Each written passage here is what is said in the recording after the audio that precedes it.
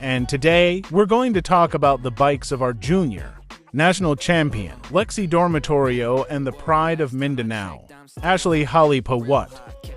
Game on.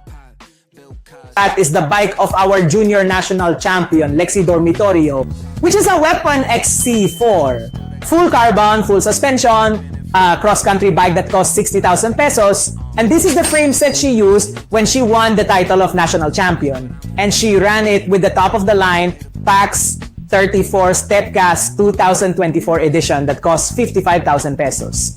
It has a super reliable Shimano XTR quad pisto, which costs 26,000 pesos. And here they did cross-branding when they use a SRAM XX1 drivetrain that costs 10,500 pesos. This is the gear ratio that costs 90,000 pesos.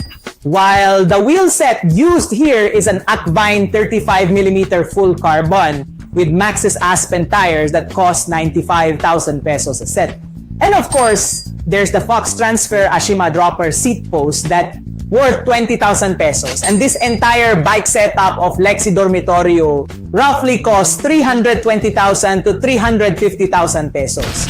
Meanwhile, the pride of Mindanao, Ashley Halipa, uses a kit which are both available at Green Planet and LC Bike, costing 55,000 pesos. And it was paired with a Fox 32 Stepcast 4 costing 43,000 pesos. Meanwhile, the group set used here is the ever-reliable Shimano XTR costing 96,000 pesos.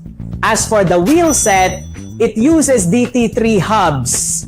At itong buong wheel set ay nagkakalaga ng 38,000 piso.